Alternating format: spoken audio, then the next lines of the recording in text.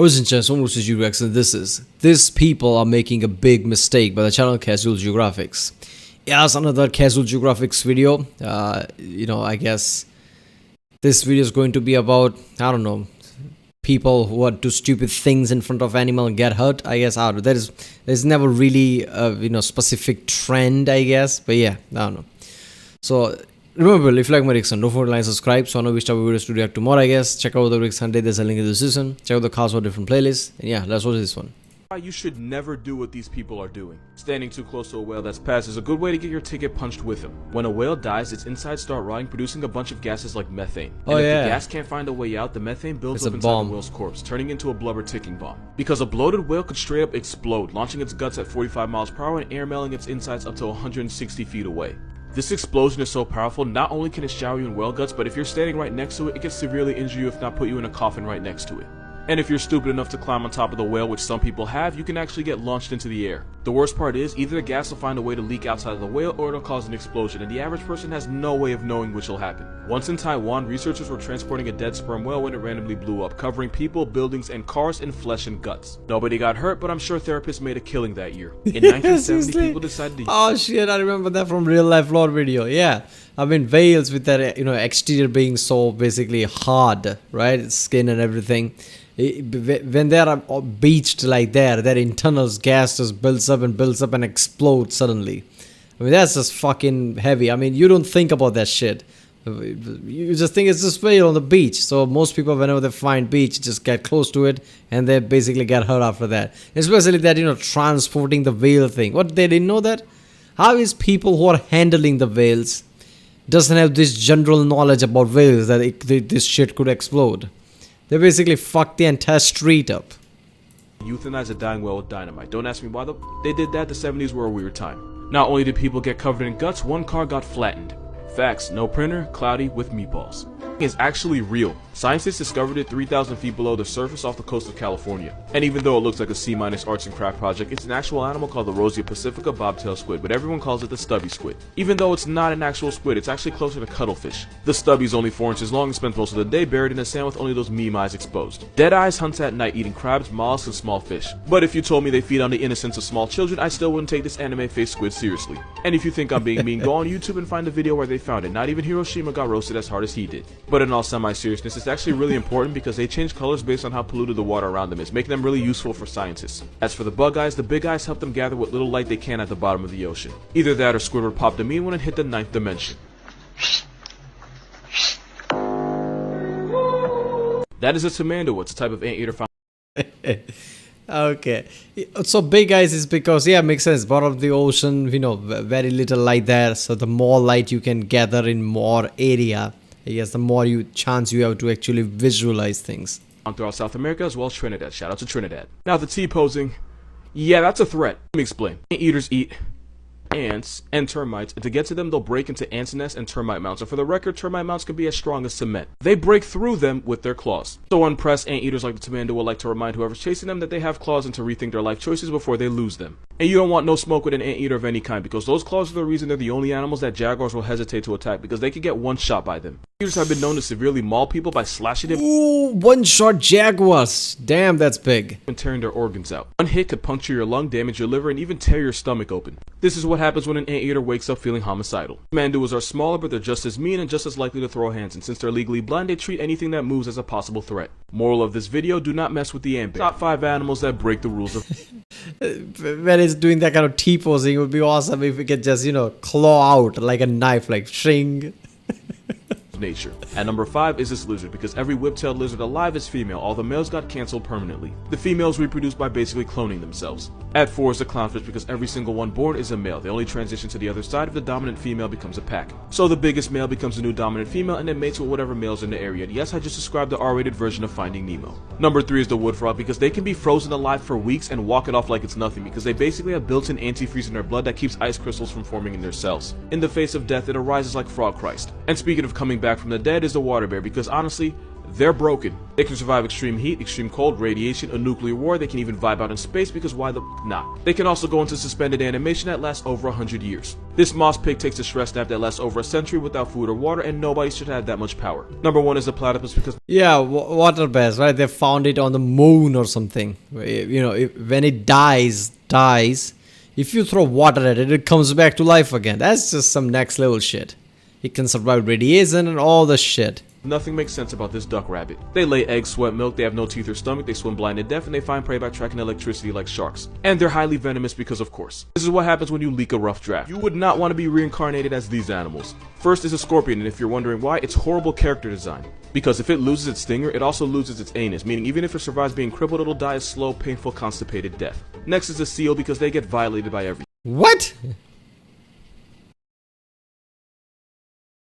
Really? If it loses stinger, it can poop or something? What the fuck? I didn't know that. Survives being crippled, it'll die a slow, painful, constipated death. Next is a seal because they get violated by everything. If you're not getting slapped up by an orca, griefed by a great white, or assaulted by Otter Cosby, you can get your eyeballs gouged out by a disrespectful seagull. Also, baby elephant seals have to try not to get crushed into a chalk outline by the mother's bigger, more aggressive boyfriend. Other seals aren't that great either, because the mother harp seal will abandon her baby after 12 days even though it can't swim or feed itself. Next are hyenas for one reason.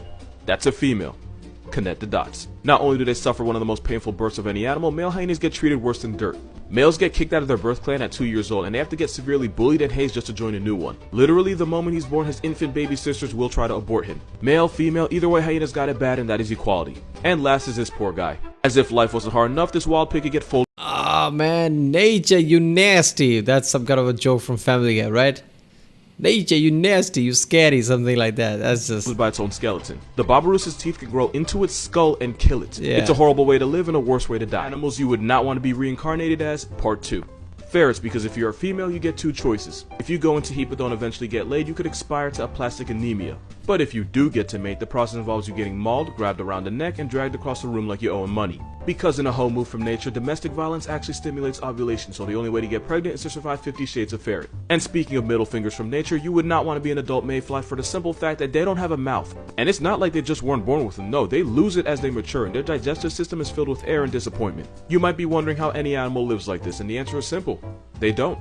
They cash in their V-card and become an obituary by the end of the day because nature went above and beyond to screw them. Sloths, because that nightmare you have where you try to run but everything's in slow motion is their entire existence. Baby sloths have to literally hold on for dear life because if the baby falls, you can almost guarantee the mother isn't going back down for it. Leaving the tree is the most dangerous part of a sloth's life, and since the mother can always have more, she'll just leave the baby to die. That is the worst kind of baby shower. They only poop once a week, and climbing down the tree to do this is how half of sloth fatalities happen. 3 animals you should legitimately be afraid of. Number 1 is the assassin bug. I mean, the evolution, right? The DNA basically transfers a lot of things. A baby instinctively knows as soon as it's born, like, never let go of the mother because she will not come down to pick me up. Because even though most people have never heard of it, they kill about 12,000 people a year. They're also called the kissing bug because they have a nasty habit of biting the lips and faces of sleeping people and then defecating into wounds, passing on a parasite that can cause Chagas disease. This parasite can cause headaches, fever, and Why you had to talk about that? Why? swelling, and 45% of people with chronic symptoms develop heart disease, which can lead to heart failure. You can also suffer digestive complications and nerve damage, and it's believed 6 million people carry it right now. Number 2 are snails because they're responsible for well Just over kill all the 200,000 bugs, I obituaries guess, a year thanks to a nasty parasite of their own.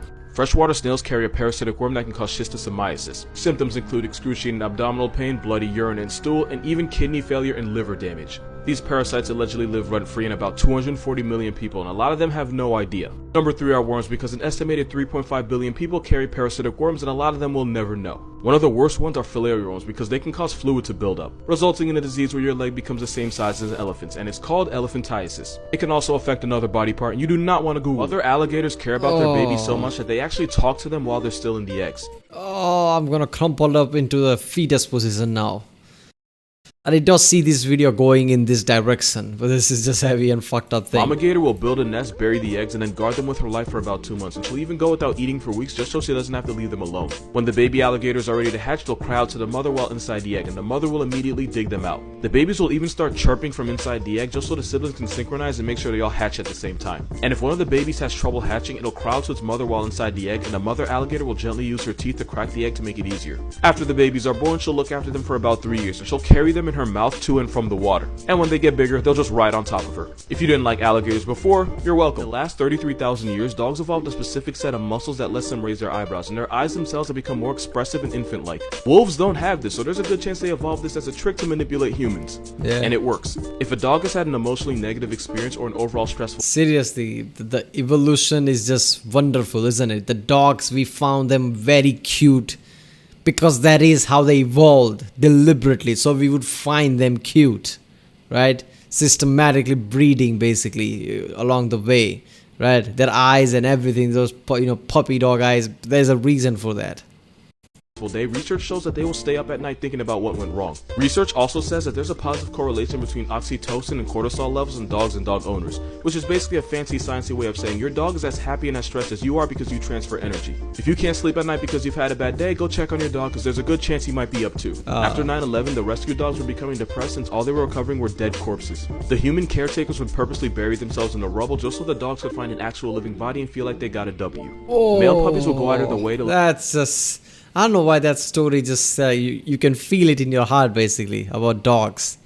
I mean, people actually had to do that shit so dogs are not depressed because they were constantly finding dead bodies. Let female puppies win in place, since they know females will get discouraged if they keep losing, so the stronger males will purposely nerf themselves in place since they know doing so means the games will last longer. You love to see it. So I said... Oh man. People with them. He just shot on the elephants, but yeah, those are all facts. I mean, you can't argue with the fucking facts. Asshole elephants, apparently. Yeah. I mean, I didn't thought of elephants like that. I knew elephants are smart, right? I mean, they are not usually aggressive unless you do some shit. That's how I always visualize elephants. But I never visualize elephants as dicks, basically taking out things like on the, baby elephants and shit like that. Right, people, these people are making a big mistake. Yeah, some of them, basically the video started with that. So this title is basically the first clip of the title, and after that it just takes off to whatever direction. I hated all those parasite and shit like that. All those bugs basically, I guess, biting your lips and crapping in them, infecting with parasites, like, what the fuck. I hope I forget that soon, otherwise my day is ruined. So yeah. If you like my reaction, don't forget to like, subscribe, check out the Rick Sunday, there's a link in the description, check out the cast for place, everything cards in, yeah. I'll see you next time.